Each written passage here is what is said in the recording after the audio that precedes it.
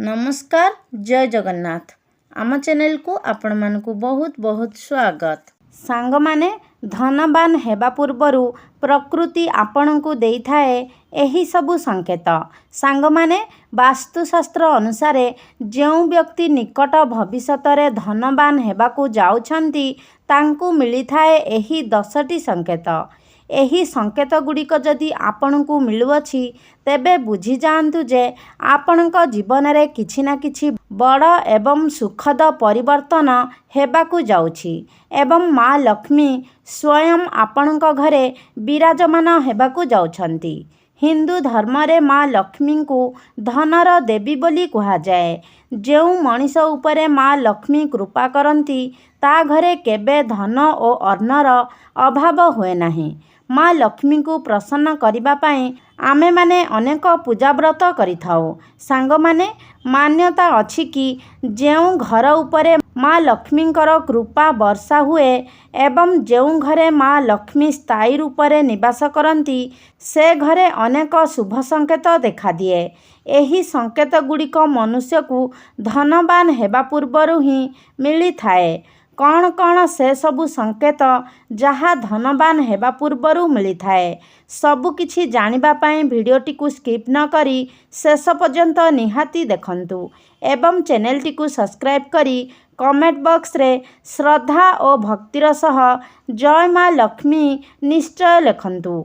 Number 1 हेउछि हाथ पापुली कुंडाई हेबा।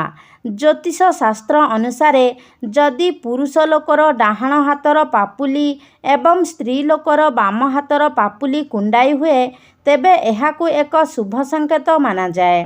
एहार अर्थ आपणक जीवनरु धन संबंधी समस्त असुविधा गुड़िक दूर हेबाकु जाउछि एवं आपण धनवान हेबाकु जाउछंती।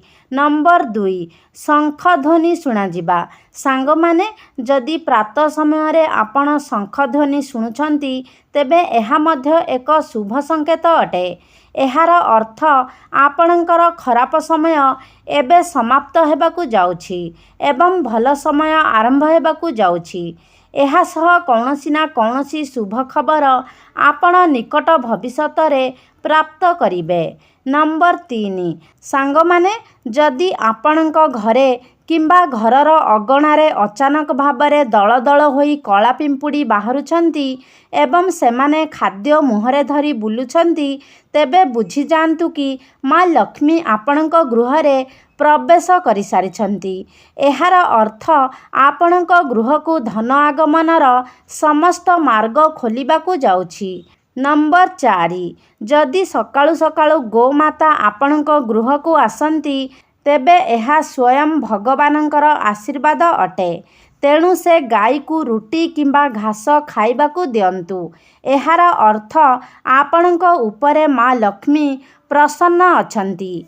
नंबर 5 जदि हठात आपणक घरर तुलसी गछ अधिक सबुज एवं छनछनिया होई बढ़िबाकु लगे तेबे बुझी जांतु जे आपणक घर धन धान्य रे पूरी उठिबाकु जाउछि। नंबर 6 सांग माने झाड़ू को माँ लक्ष्मींकर प्रतीक बोली कहा जाए। जदि सकाळु सकाळु केउ कुआरी कन्या आपणकु झाड़ू लगाउथिबार देखिबाकु मिले तो बुझी जांतु जे आपण शीघ्र धनवान हेबाकु जाउछंती। एहार अर्थ माँ लक्ष्मींकर कृपा आपण प्राप्त करिछंती। एबेठारु आपणकर समस्त दुख कष्ट दूर हेबाकु जाउछि। नंबर 7 जदि सकाळु सकाळु आपण रास्ता रे टंका पड़िथिबार देखुछंती तेबे एहा मध्य धन आगमनर पूर्व सूचक अटे। एहार अर्थ खूब शीघ्र आपणक निकटकू टंका आसीबाकु जाउछि। एहा व्यतीत ड्रेस पिंधिबा किंबा खोलिबा समय रे जदि आपणक पॉकेट की पर्सरु टंका पड़ी जाए तेबे एहा मध्य धन प्राप्तिर एक संकेत अटे।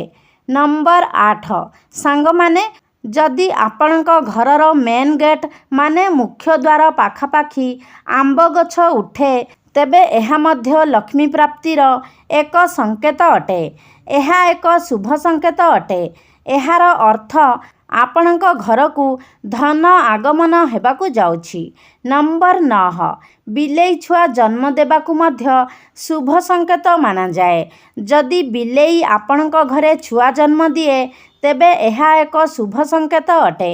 ଏହାର ଅର୍ଥ ଆଗକୁ ଆପଣ କୌଣସି ନା କୌଣସି କାର୍ଯ୍ୟରେ ସଫଳତା ସହ ଧନ ମଧ୍ୟ ପ୍ରାପ୍ତ କରିବେ।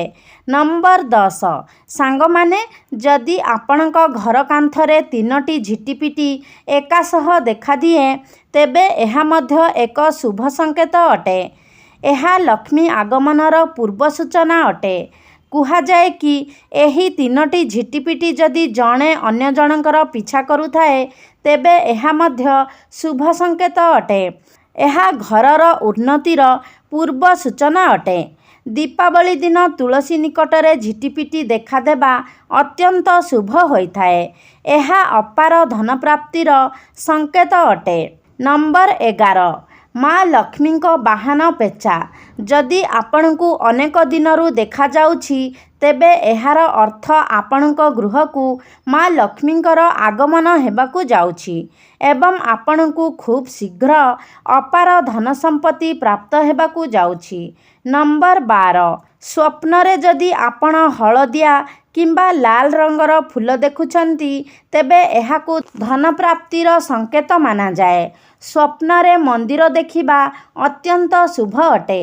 ଏହା ଧନପ୍ରାପ୍ତି ଏବଂ ଆଧ୍ୟାତ୍ମିକ ଉନ୍ନତିର ସଂକେତ ଅଟେ। ସ୍ୱପ୍ନରେ ଲାଲ ଶାଢ଼ୀ ପିନ୍ଧିଥିବା ସ୍ତ୍ରୀ ଲୋକଙ୍କୁ ଦେଖିବା ଅର୍ଥ ମା ଲକ୍ଷ୍ମୀଙ୍କର କୃପା ଆପଣଙ୍କ ଉପରେ ବର୍ଷା ହେବାକୁ ଯାଉଛି। ସ୍ୱପ୍ନରେ ପାହାଡ଼ ଚଢ଼ିବାକୁ ସଫଳତା ପ୍ରାପ୍ତିର ସୂଚକ ମାନାଯାଏ। ନମ୍ବର 13, ଯଦି ଆପଣ ସକାଳୁ ସକାଳୁ ରାସ୍ତାରେ କୁକୁରକୁ ରୁଟି ମୁହଁରେ ଧରି ବୁଲିବାର ଦେଖୁଛନ୍ତି ତେବେ ଏହାର ଅର୍ଥ ଆପଣଙ୍କୁ ଅଜଣା ସ୍ରୋତରୁ ଧନ ଲାଭ ହେବାକୁ ଯାଉଛି। ନମ୍ବର 14, ସାଙ୍ଗମାନେ, ଯେଉଁ ବ୍ୟକ୍ତି ଉପରେ ମା ଲକ୍ଷ୍ମୀଙ୍କ କୃପା ବର୍ଷା ହେବାକୁ ଯାଏ ତାର ନିଦ ବ୍ରହ୍ମ ମୁହୂର୍ତ୍ତରୁ ମାନେ ଭୋର 3ଟାରୁ 5ଟା ଭିତରେ ନିଦ ଖୋଲିଯାଏ। ଶାସ୍ତ୍ରରେ ମଧ୍ୟ କୁହାଯାଇଛି କି ଯେଉଁ ବ୍ୟକ୍ତିର ନିଦ ବ୍ରହ୍ମ ମୁହୂର୍ତ୍ତରୁ ଭାଙ୍ଗିଯାଏ ତା ଜୀବନରୁ ଦୁଃଖର କଳାବାଦଲ ଧୀରେ ଧୀରେ ଦୂରେଇ ଯାଏ। ତାର ଦିନଚର୍ଯ୍ୟା ଠିକ୍ ହେବାକୁ ଲାଗେ ଏବଂ ସେ ବ୍ୟକ୍ତିଙ୍କୁ ସଫଳତା ପ୍ରାପ୍ତ ହୁଏ। ନମ୍ବର 15, ଯଦି ଆପଣଙ୍କୁ ସ୍ୱପ୍ନରେ ଶୁଆ ଦେଖାଦେଉଛି ତେବେ ଏହା ମଧ୍ୟ ଏକ ଶୁଭ ସଂକେତ ଅଟେ। ସ୍ୱପ୍ନରେ ଶୁଆ ଦେଖିବା ଅର୍ଥ ଆପଣଙ୍କ ଆର୍ଥିକ ସ୍ଥିତିରେ ସୁଧାର ଆସିବାକୁ ଯାଉଛି ଏବଂ ମା ଲକ୍ଷ୍ମୀଙ୍କର କୃପା ଆପଣ ପ୍ରାପ୍ତ କରିବାକୁ ଯାଉଛନ୍ତି। ଶୀଘ୍ର ହିଁ ଆପଣଙ୍କୁ ଧନପ୍ରାପ୍ତି ହେବ। ନମ୍ବର 16, ଯଦି ସ୍ୱପ୍ନରେ ଆପଣଙ୍କୁ ଝାଡ଼ୁ, ପେଚା, ହାତୀ, ମୟୂର, ଶଙ୍ଖ, କଦଳୀ କିମ୍ବା ଝିଟିପିଟି ଭିତରୁ କୌଣସି ଗୋଟିଏ ବି ଦେଖାଦିଏ ତେବେ ବୁଝିଯାଆନ୍ତୁ ଯେ ଆପଣ ଶୀଘ୍ର ଧନବାନ ହେବାକୁ ଯାଉଛନ୍ତି। ମା ଲକ୍ଷ୍ମୀ ଆପଣଙ୍କ ଉପରେ କୃପା ବର୍ଷା କରିବାକୁ ଯାଉଛନ୍ତି। ନମ୍ବର 17, ଯଦି ଆପଣଙ୍କୁ ଶଙ୍ଖଚିଲ ଚଢ଼େଇ କିମ୍ବା ହଳଦୀ ବସନ୍ତ ଚଢ଼େଇ ଦେଖାଦିଏ ତେବେ ଏହା ମଧ୍ୟ ଲକ୍ଷ୍ମୀ ପ୍ରାପ୍ତିର ପୂର୍ବ ସୂଚନା ଅଟେ। ନମ୍ବର 18, ସାଙ୍ଗମାନେ, ଯଦି ଆପଣ କିଛି ଶୁଭ କାର୍ଯ୍ୟରେ ଯିବା ସମୟରେ ଆପଣଙ୍କୁ କେହି କିନ୍ନର ଦେଖାଦିଏ ତ ଏହା ମଧ୍ୟ ଶୁଭ ସଂକେତ ଅଟେ। ଏମିତିରେ ଯଦି ଆପଣ ସେହି କିନ୍ନରକୁ ଦେଖୁଛନ୍ତି ତେବେ ତାକୁ କିଛି ଟଙ୍କା ଦିଅନ୍ତୁ ଏବଂ ତାର ଆଶୀର୍ବାଦ ପାଇଲେ ଆପଣଙ୍କର ନ ହେଉଥିବା କାମରେ ମଧ୍ୟ ଆପଣଙ୍କୁ ସଫଳତା ମିଳିବ। ନମ୍ବର 19, ଗଛରେ କିମ୍ବା ଛାତ ଉପରେ ଯଦି କୋଇଲି ବସି ବୋବାଏ ଏହା ମଧ୍ୟ ଏକ ଶୁଭ ସଂକେତ ଅଟେ। ଏହାର ଅର୍ଥ ଆପଣଙ୍କ ସଞ୍ଚିତ ଧନରେ ବୃଦ୍ଧି ହେବାକୁ ଯାଉଛି। ନମ୍ବର 20, ଯଦି ସକାଳୁ ଉଠି ଆପଣଙ୍କ ଦୃଷ୍ଟି ନଡ଼ିଆ, କ୍ଷୀର, ଦହି ଉପରେ ପଡ଼ୁଛି ତ ଏହା ମଧ୍ୟ ଏକ ଶୁଭ ସଂକେତ ଅଟେ। ଶୀଘ୍ର ହିଁ ଆପଣଙ୍କୁ ଧନପ୍ରାପ୍ତି ହେବାକୁ ଯାଉଛି। ଅଜଣା ସ୍ରୋତରୁ ଆପଣ ଧନ ଲାଭ କରିବେ। ସାଙ୍ଗମାନେ, ଏହା ଥିଲା ସେହି 20ଟି ସଂକେତ ଯାହାକୁ ଧନପ୍ରାପ୍ତିର ସୂଚକ ବୋଲି ବାସ୍ତୁଶାସ୍ତ୍ରରେ କୁହାଯାଏ। तो सांगमाने आशा करुछि आजिर भिडियोटी आपणमानंकु निश्चित भाବରେ ଭଲ ଲାଗିथिबो। जदि ଭଲ लागिछि ताहले लाइक करंतु, शेयर करंतु। आम चैनल को जदि सब्सक्राइब करि नाहंती ताहले सब्सक्राइब करि दियंतु। सर्वे भवन्तु सुखिनः। धन्यवाद।